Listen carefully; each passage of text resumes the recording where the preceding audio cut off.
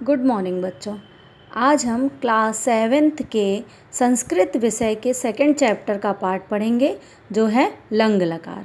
बच्चों ये तो आपने पहले भी पढ़ा है कि आपकी 5 प्रकार की लकार होती है, परंतु 7th क्लास के कोर्स में अभी आपको 3 तरह की लकार पढ़ा रही हूँ मैं।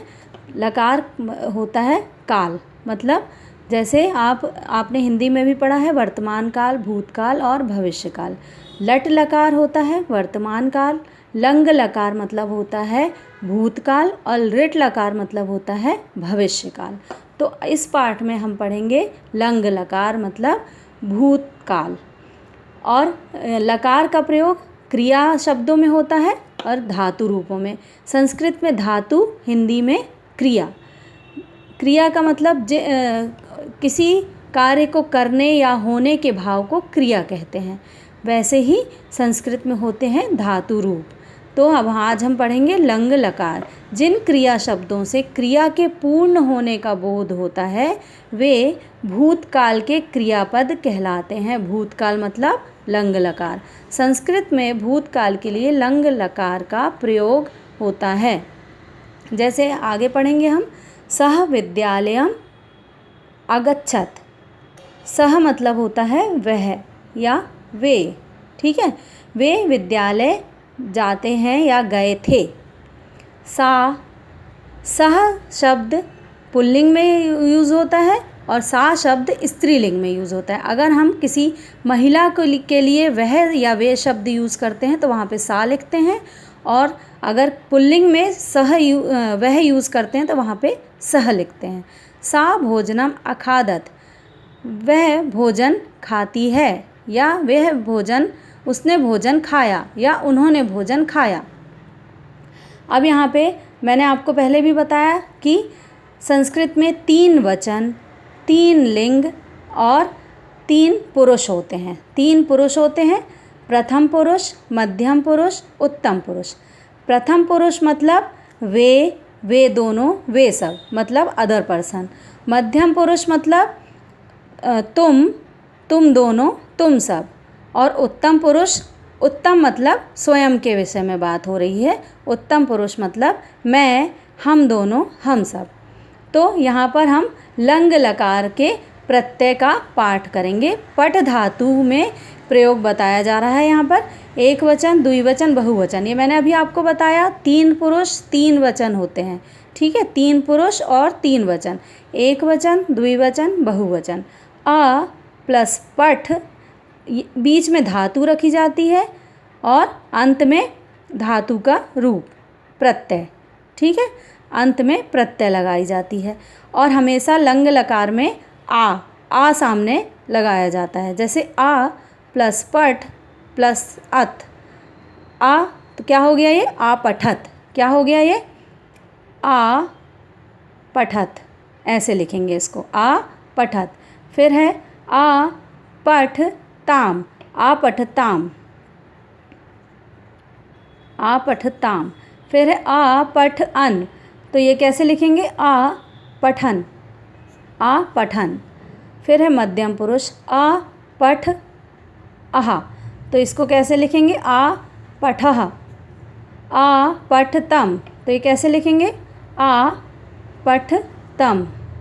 फिर है आ पठ अत, तो इसको कैसे लिखेंगे, आ पठत।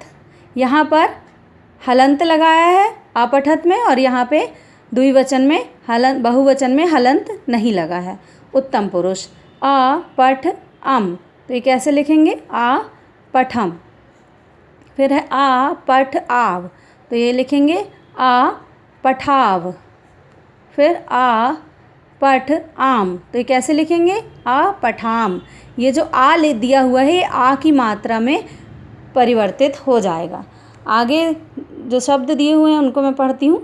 सह गीताम अपठत, इसका मतलब क्या हुआ, सह मतलब वह, गीता पढ़ रहे हैं या वे गीता पढ़ते हैं। सा उद्याने अगच्छत, सा मतलब स्त्रीलिंग है ना, वे उद्यान गई थी या गई। तौ विद्यालयम अगच्छताम, तौ अगर हो तो वहाँ पे क्या हो जाता है, आपका द्विवचन होता है। तौ विद्यालयम अगच्छताम, मतलब वे दोनों विद्यालय जाते थे या गए थे। ते फलानी अखादन, ते मतलब वे शब्द, ये एक वचन है, ये द्विवचन है, ये बहुवचन है। वे सब फल उन सब ने फल खाया था या वे सब फल खाते थे। त्वम गृहात् कदा अगच्छः, तुम घर से कब आ गए। युवाम, त्वम मतलब तुम, युवाम मतलब तुम दोनों, यूयम मतलब तुम सब। इसमें है प्रथम पुरुष आपका दिया है, इसमें है मध्यम पुरुष मतलब तुम। मध्यम पुरुष में होता है तुम दोनों, तुम सब।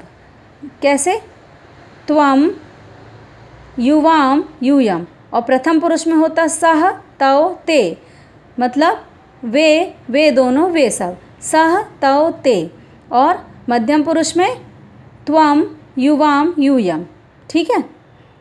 तो युवाम स्वपाठम अपठतम, तुम दोनों अपने पाठ को पढ़ते थे।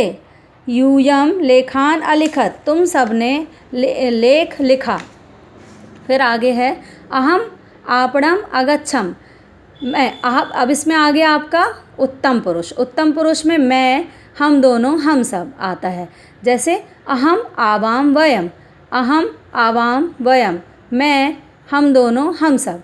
ये हमेशा आपको याद रखना है कि किस पुरुष में कौन से शब्द आते हैं। अहम आपणम अगच्छम, मैं बाजार गया था। आवाम चित्राणि अपश्याव, हम दोनों ने चित्र देखे थे। वयम जंतुशालाम अगच्छाम, हम सब चिड़ियाघर गए थे। हाह रविवासरः आसीत्, हाह का मतलब होता है कल, कल बीता हुआ कल। हाह का मतलब होता है बीता हुआ कल। कल रविवार था। आसीत का मतलब होता है था। वयम भ्रमणाय जंतुशालाम अगच्छाम, हम सब घूमने के लिए चिड़ियाघर गए थे। तत्र सरोवरे वर्तिकाः हंसाः च तरन्ति स्म, वहाँ के सरोवर में बहुत सारे हंस और पक्षी, हंस और बतख तैर रहे थे। सिंह पंजरे अगरचत, शेर पिंजरे में गरज रहा था। द्वौ मृगो इतः ततः आधावताम, दो मृग यहाँ वहाँ दौड़ रहे थे, घूम रहे थे। मृग मतलब होता है हिरण। बालकाः तत्र वानरान् दृष्ट्वा प्रसन्नाः अभवन्, बालकाः मतलब बहुत से बालक। ठीक है, बहुवचन है ये, बालकाः, बालकौ, बालकाः। तो बालकाः क्या मतलब बहुत सारे बच्चे वहाँ वानरों को देखकर प्रसन्न हो रहे थे। किम यूयम अपि तत्र अगच्छत, क्या तुम भी वहाँ गए थे। त्वम तत्र किम अपश्यः, तुमने वहाँ पर क्या देखा। सायं वयम गृहम अगच्छाम, शाम को मैं घर आ गया। गृह कार्यम च अकरवम, अपना होमवर्क किया। अहम दुग्धम अपीबम पश्चात् शयनाय अगच्छम, मैंने दूध पिया, उसके बाद मैं सोने चला गया। अब आपको ये पाठ ध्यानपूर्वक पढ़ना है और जो भी कठिनाई हो वो आप मुझसे पूछ सकते हैं। आगे जो भी एक्सरसाइज वगैरह दी हुई हैं जो फिल करना है और क्वेश्चन आंसर मैंने सब इसमें फिल कर दिए हैं, मैं आपको PDF के माध्यम से सेंड कर दूँगी। अब मैं आपको शब्दार्थ का मतलब भी अच्छे से पढ़ के बता देती हूँ। आगच्छत मतलब गया था, कदा मतलब कब, तरन्ति स्म मतलब तैरती थी, शयनाय सोने के लिए, फिर हाह बीता हुआ कल, वर्तिका बत्तखें, पंजरे पिंजरे में, अगरजत गरजता था। समझ में आया आपको। इसका पाठ करना और अच्छे से अपनी उत्तर पुस्तिका में लिख के पढ़ाई करना। ओके।